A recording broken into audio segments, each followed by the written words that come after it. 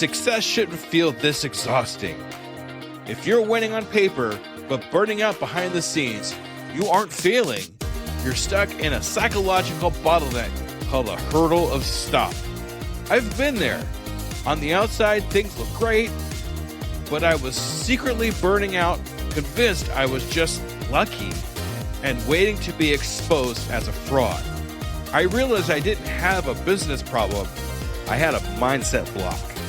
Whether it's imposter syndrome, perfectionism, or fear or failure, these aren't just feelings. They are growth bottlenecks. Identify your specific hurdle and get one immediate action step to regain your momentum today. Go to tuepodcast.net/quiz. That's tuepodcast.net/quiz to take the 3-minute assessment and get your report now. This is an Undiscovered Legacy production and proud member of Pod Nation Media Network. If your desire is larger than the challenge that's in front of you, you're going to push past and do it, right? But if the challenge is greater than the desire you have in your heart, then you're just probably going to quit and try something different if the challenge arises. So yeah, it's like if all I was doing it was for the money, that would have been great until it got hard. And then I wouldn't have known what to do because I wouldn't have had the desire to push through the challenges that would have been required of me if the dealership ever got hard. So yeah, I think to get yourself across, you got to find what's going to light that fire for you. Are you ready to unlock your entrepreneur potential? Are you ready to break free from all the barriers holding you back? Then you've come to the right place. Welcome to the Undiscovered Entrepreneur, your first step in getting across the start line. Let's get across that start line together, right here, right now, on the Undiscovered Entrepreneur. Salutations, School Believers, and we are here again with another amazing entrepreneur. We're here with Jason. Hey, Jason, how you doing? I'm doing great. I'm excited today.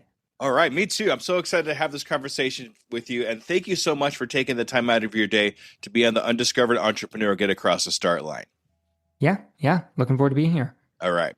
So before we start anything, I have one kind of semi-serious question to ask you. Okay, All right. Ready? Yeah. All right, here we go. Are you a school believer? Absolutely. All right, Jason's a school believer. Woohoo! All right, thank you, Jason. I appreciate you. Yep. All right, so what I'd like to do here at the very beginning is just get kind of an idea of who you are, what your entrepreneur adventure is, and how you got across the start line in your entrepreneur adventure.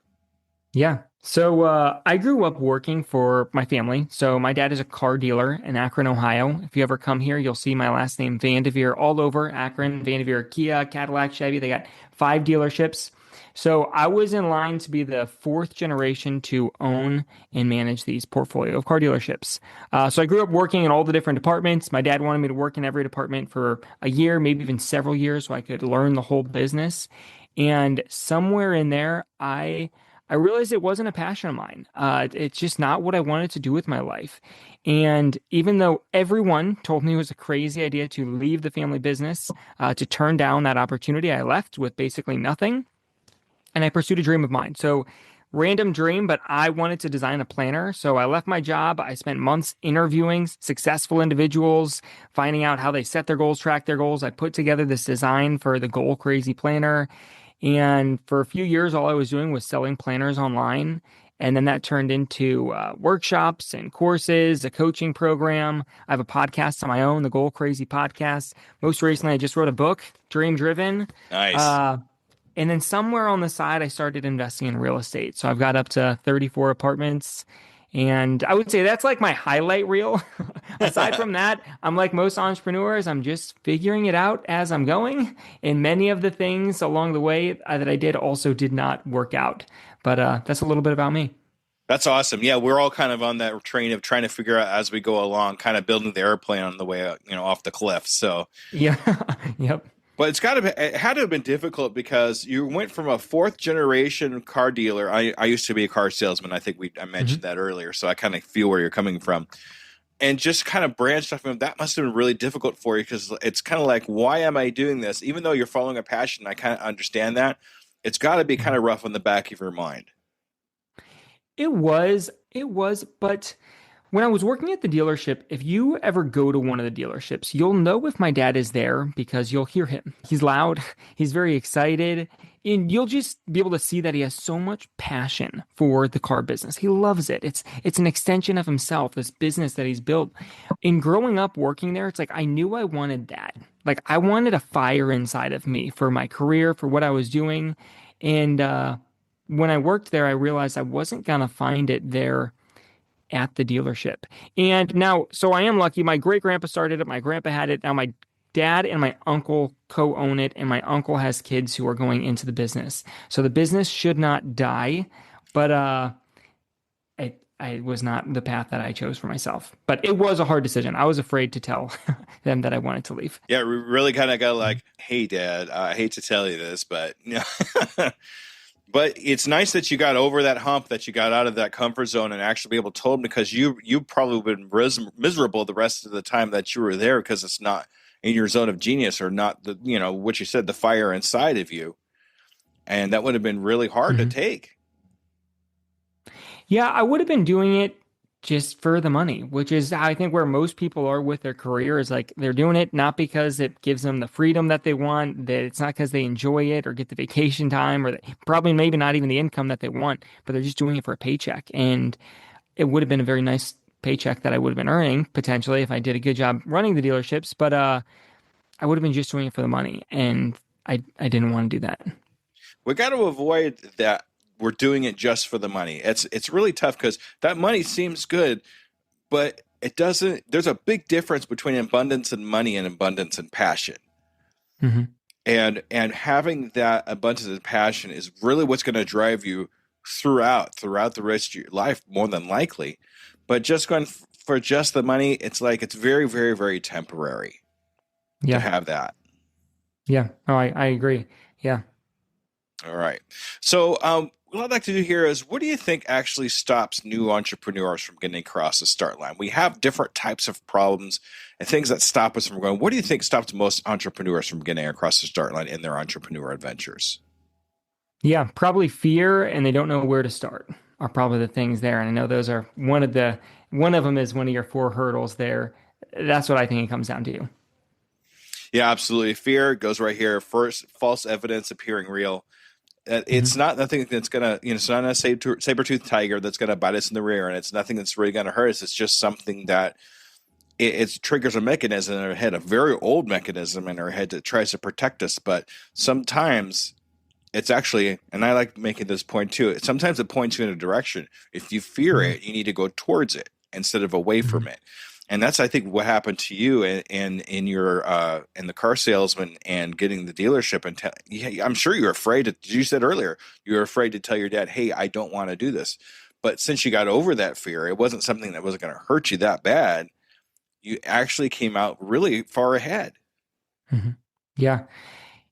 Yeah, absolutely. The fear, I was afraid of him, but I had a dream inside of me. And I think that's what really helped me get across the finish line, is I figured out what I wanted to do with my life. And it was, I wanted to launch this planner business. And I think that's a really deep question. What do you want to do with your life?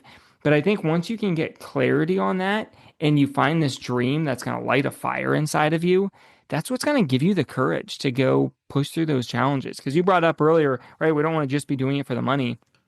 And I think it's like, if your desire is larger than the challenge that's in front of you, you're going to push past and do it, right? But if the challenge is greater than the desire you have in your heart, then you're just probably going to quit and try something different if the challenge arises. So yeah, it's like if all I was doing it was for the money, that would have been great until it got hard. And then I wouldn't have known what to do because I wouldn't have had the desire to push through the challenges that would have been required of me if the dealership ever got hard. So yeah, I think to get yourself across, you got to find what's going to light that fire for you. Exactly. Do me a favor. What inspired you to do this? I mean, you said you wanted to do the planner. I get that, but what actually inspired you to do the planner? I'm really curious about that. Yeah. So when I was working in those different departments at the dealership, I got very obsessed with planners, and lots of that was because of the nature of the role. I would show up, I'd go into a new department. I was only going to be there for a few months or a little over a year. And I need to figure out, all right, what are the goals of this department? What are the habits I need to have every day so I can succeed? There was maybe a pressure inside of me that I needed to perform well, right? My name is on the building. I'm potentially going to be all these people's boss one day. Like I want them to earn their respect by how I perform here. So I was using all these planners because I just needed to keep myself on track to these goals. And I was ordering all these different planners. They all had the right promises and keywords when I was buying them. But I feel like when I would order them, they just wouldn't deliver on what I was looking for. And I was reading a lot of self-help books. I was attending lots of conferences. And I feel like that I was learning these principles that successful people were operating under. And I just wanted it all together in a planner. I wanted this planner where it's like, I know if I put my goals into this planner and follow the process, I'm going to reach my goals. And I just wanted to find that template. And now I believe I've made it after a lot of hard work. But that's what initially put it on my mind in this desire. One, I wanted it for myself, and I also wanted it for other people because I at least was on a track at the dealership I was on a very successful path that many people might not have the same opportunity, but I wanted to give them the confidence, like if they had the right method to accomplish their goals, they could still go have success even if their family doesn't own a large dealership. And I would say that still was a desire of mine when I was leaving the dealership. I feel like growing up, my friends would kind of tease me about like, Jason's got the golden ticket, right? Like all he has to do is keep his same last name, smile his way through working for his family, and he'll go be successful. And that saddened me in a way because I truly believe it's like everyone has the same opportunity to be successful as I did. They're just gonna have to work for it. And I would still have to work at my family's dealership. It might have been a very straight path.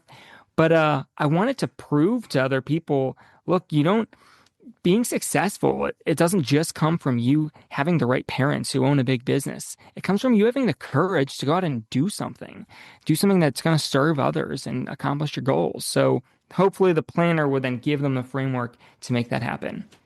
You hit some very good points there. And the one I'd really like to kind of reiterate on too is being able to help others. And I think being able to help others is its own reward too. I mean, because there's a difference between having a dollar and then having that warm fuzzy feeling in your chest that you know is going to stay with you because you know you helped somebody achieve a goal, or you got a promise that was kept that made a big difference in their lives, and you had something to do with that. Mm-hmm. Oh yeah, yeah. It's a lot more rewarding. One of the main goals I track for myself is lives changed, and maybe those are like clients that sign me on, or maybe it's someone that I met at our church and a piece of advice I gave them, they went and did something with it. Like if I helped them make a change in their life, I track it for myself. And it's just so rewarding because that's what lights the fire inside of me more than just chasing the money. And there's a part of that too, a world that you're also a part of that we changed lives too. And that's in podcasting and teaching others that listen to us what we've learned and changing their lives too. That's a little harder to track, but it does happen. Yeah. Oh, absolutely. And I'm sure you've gotten people though reach out when they hear an episode and they tell you like, hey, I really needed that, or that was phenomenal, or I implemented what that one guest said. And I've got like a little barometer thing here in my office where I track lives changed for the month, and I would color it in because it's just one more person. I'm going to give myself credit for it. There you go. And you fill that in. It makes you feel good when you're able to fill that in. Yeah. And I like the fact too that you take the best of everything that you've learned from all these other places, whether it be webinars that you've gone to or conferences or even books that you've read, and combine them into yourself to make one final product. And that's what I try to do too. But the end product is always going to be different for everybody because our experiences and our lives are different. But being able to get that one final product from all the learnings and teachings that you've had to one place is really what makes a difference. Yeah. Because when I quit my job, I spent months interviewing successful individuals, and having a family with connections did help with that. I was able to get in contact with a lot of business owners and ask them how they accomplished things. But probably what was really helpful then is after I made this design, one of them recommended I host focus groups. He was like, you got to host a focus group, take people through this design. And I thought that was a silly idea to host a focus group. But out of respect to him, I did it.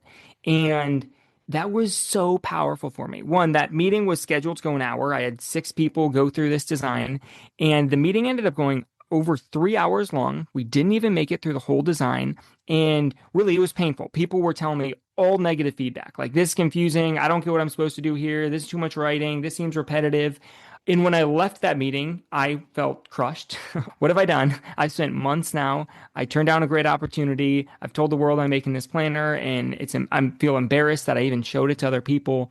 But then I had this clear list of things that I needed to fix. It was like, all right, I'd rather get all this information up front, but when I can change it rather than after I've launched the product and get bad reviews.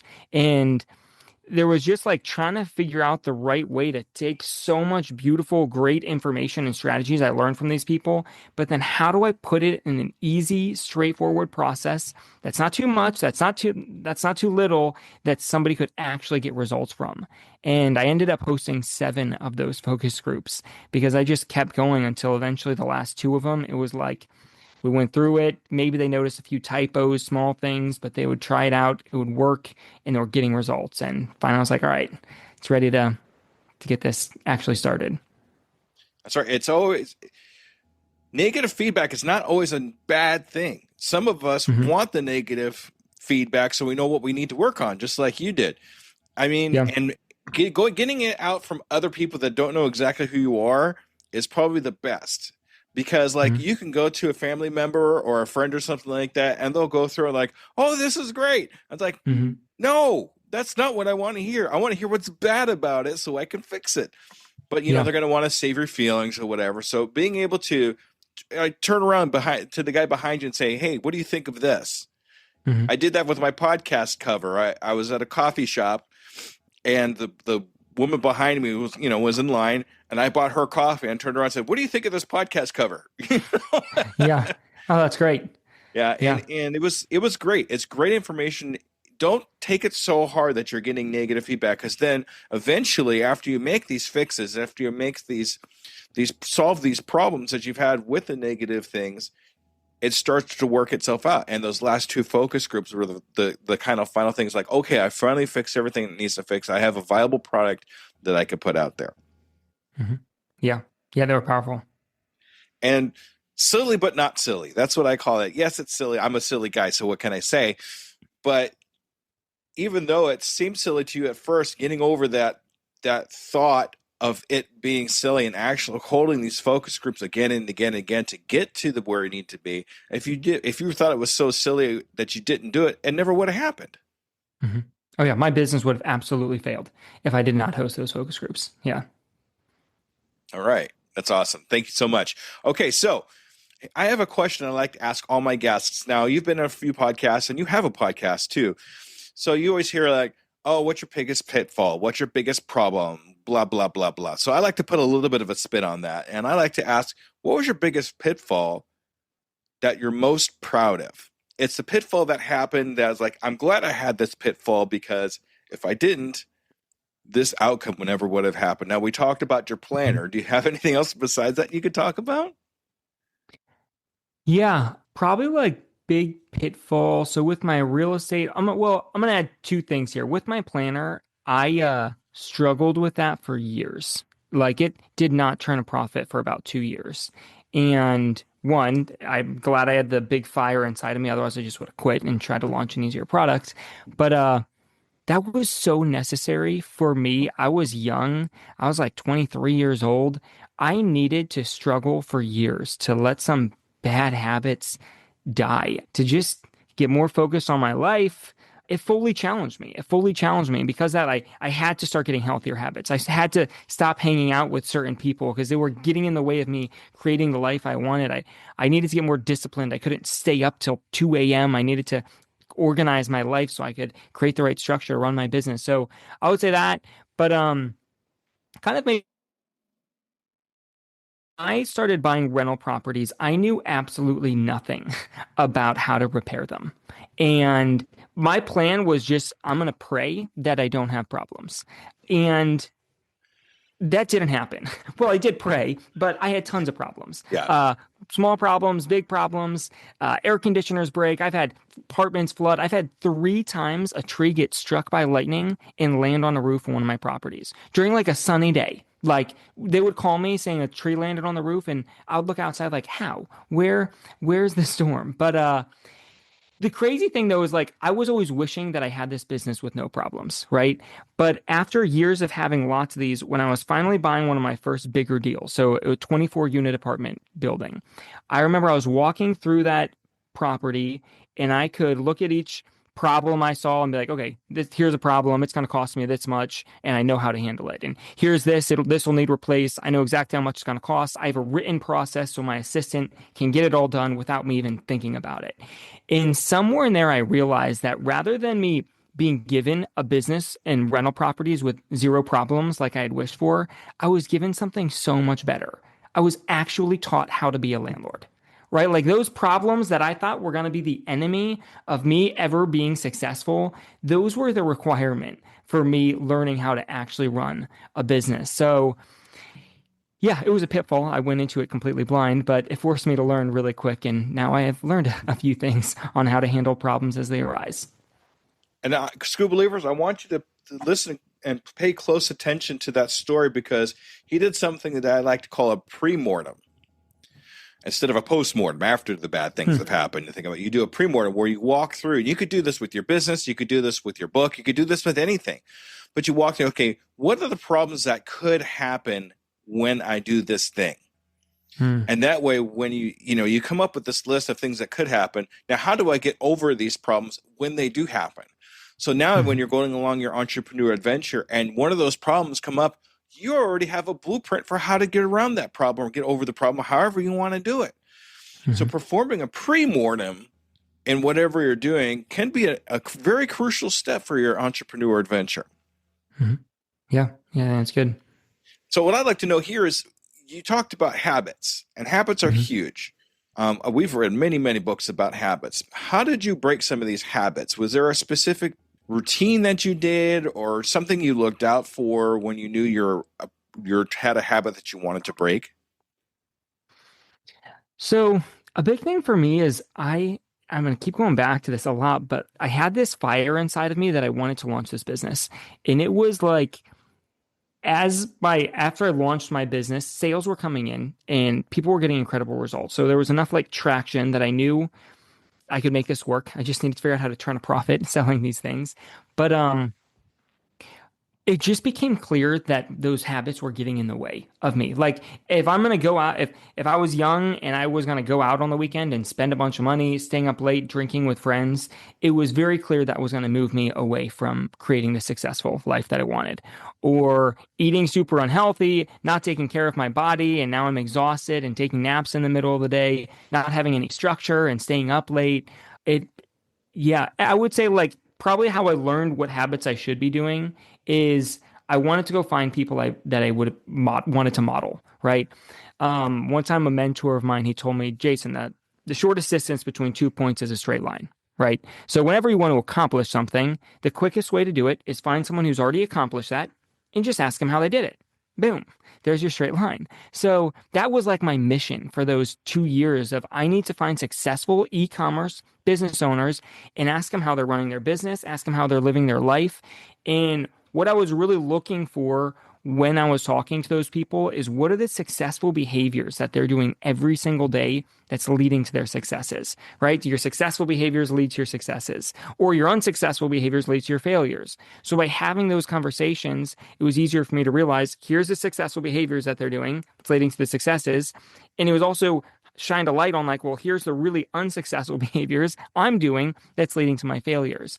And then I would keep a list. This is part of my planner, so that framework applied here. But as I recognize these successful behaviors, I kept a list. I make a scorecard for myself. It's their bookmark in their planner, but it's a scorecard of the 10 successful behaviors I want to do every single day. And every night I'll grade myself against that scorecard. How many of those successful behaviors did I do? If I did 7 of the 10, I had a 70% day.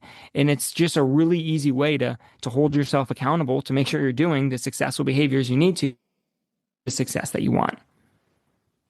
I love the scorecard idea. That's fantastic. And that's Yeah. that's in your planner, right? You have that in the planner? Correct. Yeah, their planner. So I've got one right here. People are watching this, but the planner comes with three of these. You don't need a fancy planner to do this, but it's kind of like a note card sort of thing that breaks down 10 lines for you to have your successful behaviors. And if you're just listening along, you can come up with this. For every goal I set, I want to figure out what's the successful behavior I need to do every day that'll bring me to that goal, right? My successful behaviors lead to my successes. So once I clarify these, I have my list of 10. This is their bookmark, but on the side of their daily page, there's 10 check marks. So they can go through and check off which ones they did and then give themselves a grade. Absolutely. That's fantastic. Thank you so much for building that and coming up with that idea. That's fantastic. Thank you. All right. So I want to hit a little bit on your accomplishments up to this point because you've had several. I'm looking at one right behind you there. I just looked at one just a second ago. Tell me about a little more about your book, because I always talk about accomplishments and our greatest accomplishments. Our kids or what family obviously is an accomplishment, but let's talk about the business side of that. Yeah, the business side of the book. Of our accomplishments, so which is the book. I like kind of give me an idea about the book. I mean, dream driven, yes. Dream driven. So, dream driven, the subtitle is the step-by-step process to discover your perfect business idea and launch it this year. So, it really walks people through three main things. One, figuring out the perfect business idea, one that'll light a fire inside of them to go out and overcome the challenges that'll arise. The second is how to validate it, that it's a winning idea before you go spend time and money launching it. And then the third is how to launch it this year. So, that's kind of the layout of the book. It's got a lot of my own stories and lessons in there. I've had the privilege of working with various entrepreneurs over the past 3 years, people ranging from just getting started in their entrepreneurial journey to people who already have seven-figure businesses and are working on growing them. So there's lots of these lessons put in there. And, with having a podcast, you meet a ton of great people. So things that I've been able to learn or themes I've been able to see from these entrepreneurs and putting it into this book. So it's a really clear roadmap for somebody figuring out how to make their business happen. And maybe this is going to be a longer answer than you're looking for here, but just to explain the dream-driven concept is starting a business and you're looking for this perfect business idea. There are two routes that I believe you can take to finding this perfect business idea. The first one is what I call the easy money route, and the second is the dream-driven route. So the easy money route is what most people do. And I was an entrepreneurship major in college. I would say that's what they taught. This easy money route is you scour the market to find the perfect product or widget to sell that will earn you the most amount of money the easiest, right? And that's the question at the root of this foundation. What product or service will earn me the most amount of money the easiest? Now, the problem with this is if you use this as the foundation to launch your business, just like we were talking about earlier, there's no desire behind it. So since the foundation is easy money, if either the easy or the money component disappear, you're just going to quit and you're going to go look for another business idea. And the reality is starting a business is hard. It's just hard. It's very likely that at some point the easy component or the money component will disappear for a while, and then you're going to jump ship to something easier, or that's going to potentially pay you higher money, and you're probably just going to jump ship from idea to idea. The better route is the dream-driven approach, where you search in your heart, what do you want to do with your life? And once you can answer that question, and the book gives them lots of exercises to really nail the clarity down on that. But once you understand what you want to do with your life, then you can create this business to be the means to make that dream of yours happen. So rather than scouring the market for this perfect product or widget to sell, I want people to scour their heart to figure out what do you want, what's going to light a fire inside of you, because that's what's going to give you the courage to push through all the challenges that are basically guaranteed to arise as you're going. Exactly.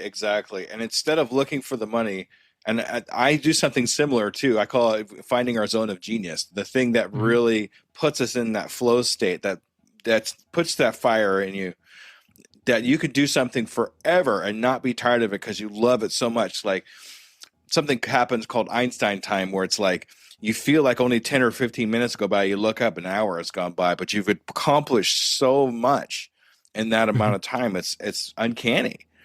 Yeah. So, and I I do think like it makes it way more enjoyable, gives you the fire, the courage, but I don't want to tell people the money can't come. I think actually the money can come in greater abundance because there's a burning fire to making it happen about the money. There's like if somebody tells me what they want to do with their life is earn money, I would say they don't actually know the answer to the question. You don't actually know what you want to do with your life. If you don't know what you want to do with your life, then your answer is go earn money because money has this conception that it can solve all your problems. But it's like, no, no, no.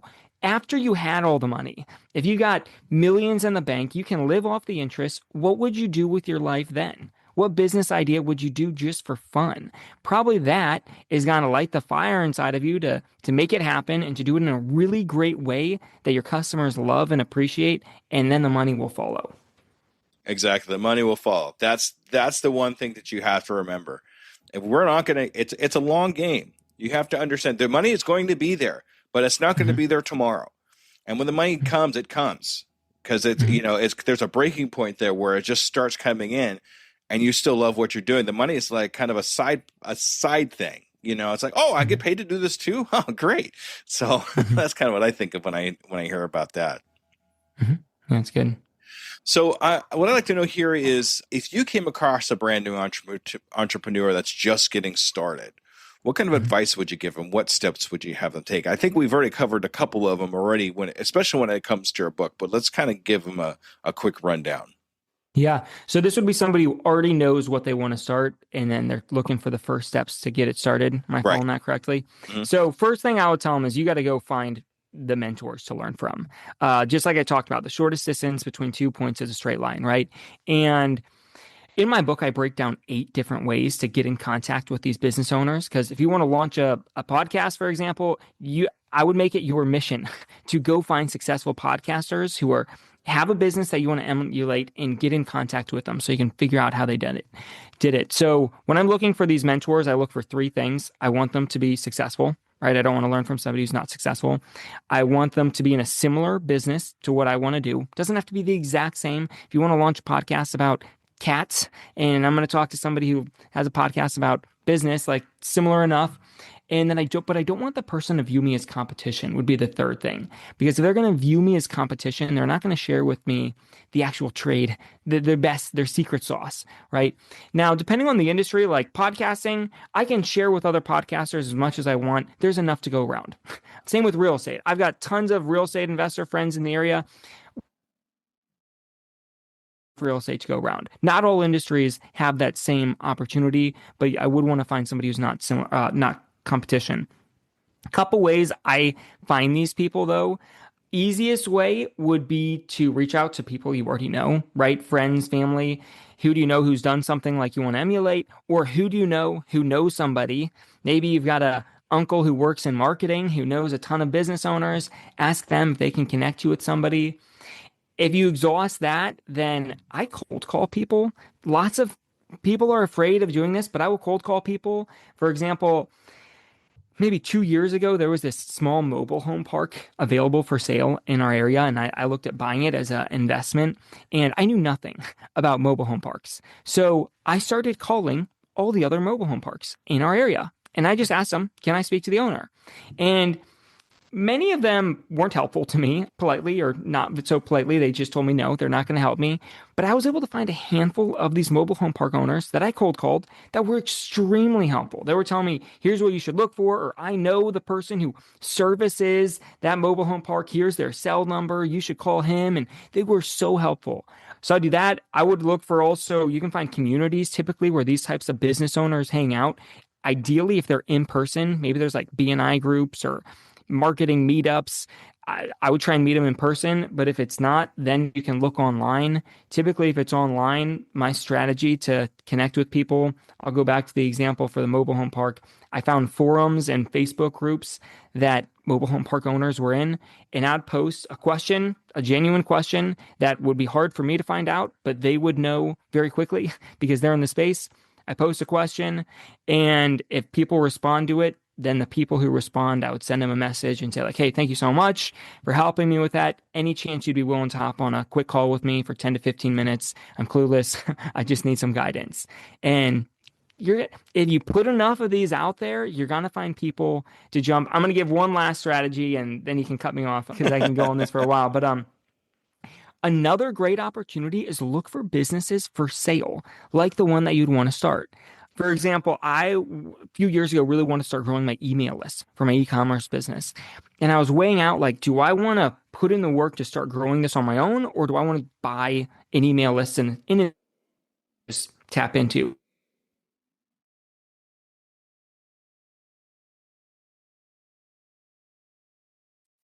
Want to buy one like yours, shortcut the process, or do I want to start my own from scratch? And after talking with them, one, I realized I wanted to build mine from scratch, but I was able to learn a ton of great information on how to do it. And a lot of times when you are looking at a business that's for sale, it often gives you the opportunity to sit down with the owner of that business, go through their profit and loss, through their balance sheet, line by line, and ask them, hey, how'd you get this? How'd you get this number so large? Or how'd you get these expenses so low? It's an incredible opportunity. Again, I would only do this if you're genuinely interested in the potential of buying versus starting your own. But it can be an incredible opportunity to meet people and learn from them. And you might find, I have found lots of rental properties that way and learned a ton from the owners as I was buying them. So it can just be a really good opportunity. So that would be first place to start, regardless of the industry. Find someone who's already done it, ask them how they did it. All right. That's awesome. Thank you, Jason. We're going to clip a lot of that out for the Scoop Believers to listen to. That's some fantastic information. We'll make sure they get all of it. Good. So I'd like to, you have the book and are you still selling the planner? Oh yeah. Yep. How do we get a hold of these wonderful things? I want to give them an opportunity there to get them. Yeah. So my planner you can get it at goalcrazy.com. It's goal like a soccer goal. Don't go crazy, goal crazy. So goalcrazy.com, or it's on Amazon. If you search Goal Crazy Planner, it'll come up. My book is called Dream Driven. Right now, the only place it's available is on Amazon. All right, fantastic. We'll actually have links to all that in the show notes. So in case you're driving or you can't get to it right now, you can go back into the show notes and click on that and it'll go right to it. Mm-hmm. All right. So this is a tradition I have with all my guests. I'd like to know in the next 6 months, what goals do you have for yourself and your company? What are you looking at for the next 6 months for yourself, Jason? Yeah. 100 lives changed. I want to change 100 lives. Now, one of the big things that's behind that is when I'd signed on with my publisher to write this book, I dropped all of my coaching clients just because I had to say no to something so I could say yes to this book. So now that my book has been out for a little over a month, I want to re-get that coaching program going. So it's basically going to be taking the exact stuff from the book and just guiding people through the process. But it's not like the book teaches just steps 1 through 3, and then the coaching program would teach them 4 through 10. It's like, nope, everything is in the book. Everything's in there. You don't actually need me. But if you read the book and you're like, look, I want somebody to hold my hand and make sure I actually do this, I'm going to have a coaching program for that. So to get that going, but I want to have 100 lives changed over the next 6 months. All right, fantastic. So what I'd like to do with you, Jason, is I'd actually like to follow up with you in 6 months, see how many lives that you've changed, and hopefully you got a few coaching clients too. Would that be okay with you? I would love that. Yeah. All right, awesome. Because you're not just accountable to me now, you're accountable to all my Screw Believers that's listening to this podcast, okay? Yeah, I think that's great. All right. All right, Jason, this is your time to shine. How do we get a hold of you? How do we find out more about you and all that good stuff? Okay, ready, set, go. Yes, goalcrazy.com is going to be the best place to go. I do have a podcast, which is also called Goal Crazy. But for people who are curious about starting a business and they're working to find what's going to be that perfect business idea that'll light the fire inside of them, I put together a free course on my website. If you go to goalcrazy.com/idea, it'll help you clarify that perfect business idea for you. That'll give you the drive, the motivation to push through the challenges and make it happen. All right, Jason. Awesome. Thank you so much. We'll have that link in the show notes as well, too. Jason, this has been an absolute blast. I love when two car salesmen get together and just go off crazy because it makes it such a great conversation. Absolutely. It's been fun. All right. All right, Jason. Thank you so much. All right, Scoop Believers, make sure you stay tuned for the wrap up. All right, everybody. Thank you. Bye-bye. All right, Scoop Believers. What a great episode with Jason. I love talking to him and listening to everything he had to say. A lot of great points in here, but I do have 2 major takeaways I want to make sure you're paying attention to. The fire inside you is worth more than any golden ticket. Don't stay trapped in comfort of someone else's dream just for the paycheck. The moment you choose passion over security, you unlock a version of yourself that no salary could ever buy. And that's because when we get into our entrepreneur adventure, we know it's something we love so much. The feeling that we get for helping other people with what our zone of genius is outweighs any amount of money that you can get. And don't live somebody else's dream. When you're working for somebody else, you're working and helping them in their dream. But if you have a dream that you want to do, something that you want to be in your life, unlock that version of yourself and know what it's like to cut your own paycheck with your name on it. Your problems are your professors. Every flooded apartment, every brutally honest focus group, every failed launch isn't the universe working against you.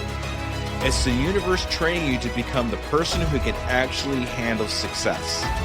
And that's why we talk about failures being something that teaches us to do things for the next thing we're going to do. But it also teaches us to handle the success when we actually have success. Keeping those tools in our toolbox and remembering back on the situations that we were before will always help us out when we come across something good and bad. So always remember, when we have these failures, it's not bad. It's not people pointing at you saying, this is bad for you. It's actually a learning opportunity. As cliche as it sounds, it's a learning opportunity to handle success. So always keep that in mind. And with that, I want to say thank you, Scuba Believers, for another great episode, and I will see you in 2 weeks. Goodbye, everybody. And there you have it, future entrepreneurs. We've taken a vital step on the journey across the start line. Remember, every great business begins with a single idea and the courage to pursue it. And you've already showed that courage just by being here today. As we wrap up this episode of the Undiscovered Entrepreneur Get Across the Start Line, I want you to reflect on the path. You have to recognize the 4 hurdles of stop. Is it imposter syndrome holding you back? Is it perfectionism, failure, or fear? Identifying which one affects you the most is the key to unlocking your momentum. But here's the real secret. The hurdles are not in the way, they are the way. Every time you clear one, you're building the exact strength you need for your journey ahead. Until our next episode, keep pushing, keep dreaming, and keep jumping over those hurdles. This is Scoob, your guide across the start line. Remember, your future is waiting. I can, I am, I will, and I'm doing it today. Hello, Scuba Believers. Let me ask you a real quick question. How many cups of coffee have you had today? 3, 5, 7? And let me guess, you've got a Red Bull in the other hand just in case, right? Yeah, I see you. Now, here's the truth bomb nobody wants to hear. You're not building a business. You're building a caffeine dependency. Listen, I get it. When you're grinding 12, 14, 16-hour days, you're building something from nothing. When you've got payroll to meet, investors to impress, and visions that won't wait. You need fuel. But what if I told you that the fuel that you're using is actually slowing you down? What if the very thing that you think is keeping you sharp is actually making you dull? Enter Rise Coffee. This isn't your grandma's mushroom tea. This isn't some hippie wellness trend. This is science meets performance. And here's what makes Rise different. Less than half the caffeine of a regular cup of coffee. But here's the kicker. You won't miss it. 6 organic powerhouse mushrooms, including cordyceps, what Olympic athletes use, and lion's mane, what Silicon Valley biohackers swear by. Sustained energy that doesn't spike and crash. We're talking smooth, clean power from morning to moonlight. Crystal clear focus without the jitters. Imagine closing the deal with calm, confident mind instead of the caffeine chaos. Gut health and immune support, because what's the point of building an empire if you're too sick to enjoy it? So here's the challenge to you. Stop borrowing energy from tomorrow. Stop running on fumes and call it a hustle. Stop wearing your caffeine addiction like a badge of honor. Real entrepreneurs optimize, real entrepreneurs adapt, real entrepreneurs win. You can't win if you're crashing at 2 p.m. while your competition is just getting started. Break the cycle. Head to risesuperfoods.com right now and use code PODNA15 for 50% off your first order. That's PODNA15 for 15% off. Try it for 30 days. If you don't feel the difference, if you don't feel sharper, calmer, more focused, more alive, then go back to your 6-a-day cup habit. But I'm telling you, we won't, because once you feel what real energy feels like, you'll never go back. Ditch the addiction, fuel your empire, and rise up. Rise Coffee, energy that builds, not burns.